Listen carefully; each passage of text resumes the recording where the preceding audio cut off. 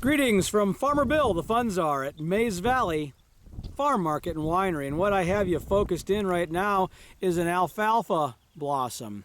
We're getting here, it's June the 6th, and this is what this field looks like. This is what we would call first cutting.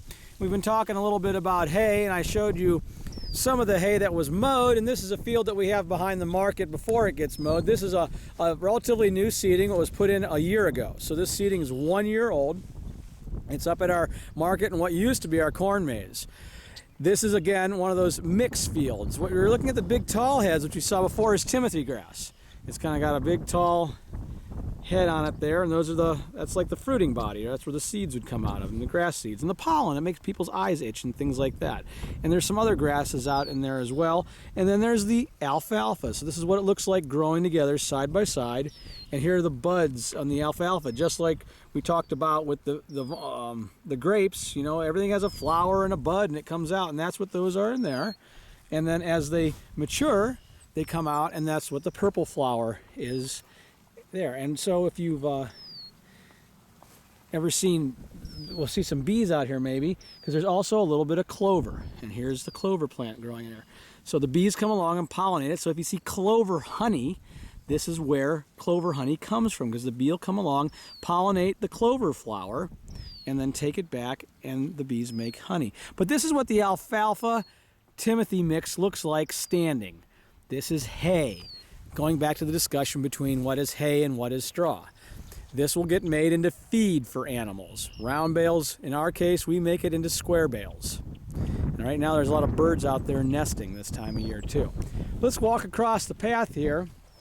Again, as I mentioned in the other video, a little bit about people want to come out for a hay ride, and they come on educational tours and they say, let's hop up on the hay bales. Well, no, like I said, most places that give wagon rides seldom use hay. It's usually more expensive, it's more valuable, and it just doesn't wear as well.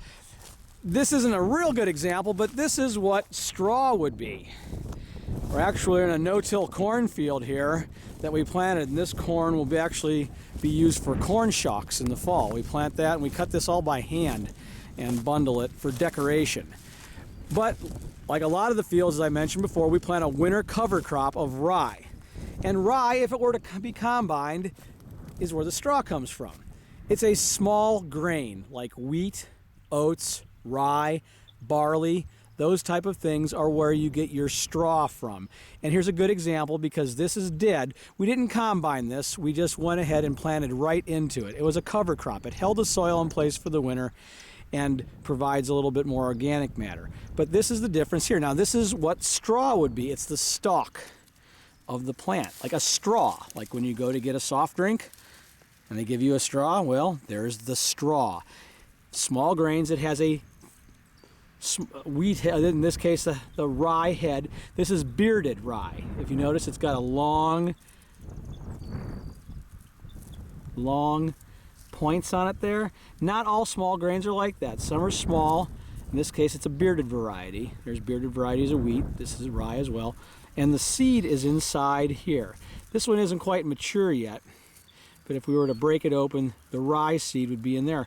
And that's what they make rye bread from, or things like that.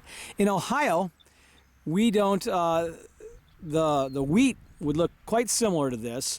The wheat that we grow in Ohio, again, you'd have wheat straw. This is rye straw or oat straw. But the wheat, the grain from that, is really not suitable well for bread in most cases. Most of the wheat that's grown in Ohio actually goes for cookies.